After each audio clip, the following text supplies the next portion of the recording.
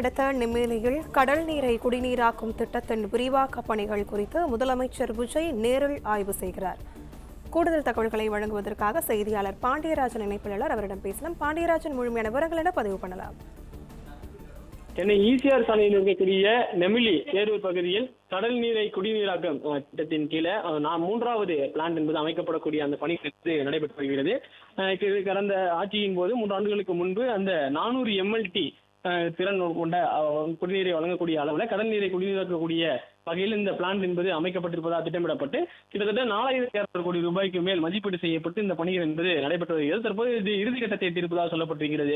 சென்னையை பொறுத்த வரைக்கும் குடிநீர் ஆதாரங்களாக ஏற்கனவே சில ஏரிகள் இருந்தாலும் கடல் நீரை குடிநீராக்கக்கூடிய அந்த திட்டம் என்பது கடந்த காலங்களில் இருந்து கடந்த ஆட்சியாளர்களை செயல்படுத்தக்கூடிய ஒன்றாக இருந்து வருகிறது. அதற்கு முதலாவதாக நெமிலி பகுதியில் இருக்கக்கூடிய கடல் நீரை குடிநீராக்கும் திட்டத்தின் கீழ் 110 MLT என்கின்ற அளவில் திறன் கொண்டிருக்கக்கூடிய ஒரு பிளான் அமைக்கப்பட்டது. 110 MLT அளவு கடல் நீரை குடிநீராக்கி வழங்கக்கூடிய அந்த திட்டம் என்பது செயல்பாட்டில் இருந்து கொண்டிருக்கிறது. அதே போல இரண்டாவது திட்டமாக 150 MLT கடல் நீரை குடிநீராக்கக்கூடிய அந்த திட்டம் என்பதும் தொடர்ந்து செயல்பட்டு வருகிறது. அதுவும் முடிவடைந்த என்பதற்காக மக்களுடைய பயன்பாட்டில் கொண்டு வரப்பட்டது. தற்போது 400 MLT என்கின்ற வகையில கடல் நீரை குடிநீராக்கக்கூடிய அந்த திட்டத்தினுடைய பிளான் என்பது பேரூர் பகுதி, அதாவது நெமிலி அருகே இருக்கக்கூடிய அந்த பகுதி தான் பேரூர்.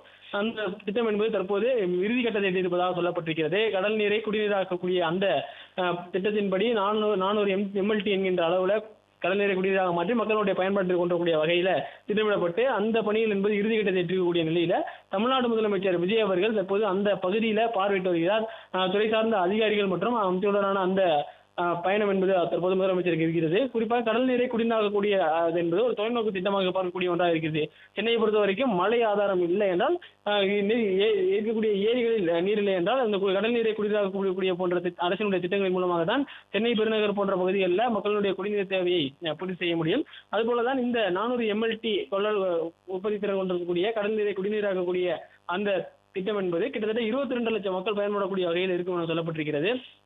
தென் சென்னை மற்றும் புறநகர், சென்னையினுடைய புறநகர் பகுதியில் இருக்கக்கூடிய மக்களை சென்றக்கூடிய வகையில கடல் நீரை குடிநீராக்கக்கூடிய வகையில் அமைக்கப்பட்டிருக்கக்கூடிய இந்த மூன்றாவது பிளான்ட் 400 MLT கொண்டிருக்கக்கூடிய இந்த இறுதிக்கட்ட பணியை தமிழ்நாடு முதலமைச்சர் விஜய் அவர்கள் தற்போது பேட்டக் வாகனத்தில் சென்று ஆய்வு மேற்கொண்டிருக்கிறார்.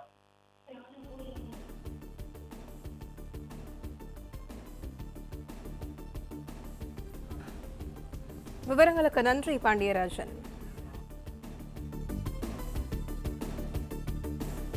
பிளே ஸ்டோர் மற்றும் ஆப் ஸ்டோரில் இருந்து பாலிமர் செயலியை QR கோடு மூலம் பதிவிறக்கம் செய்யுங்கள். செய்திகளை உடனுக்குடன் பெறுங்கள்.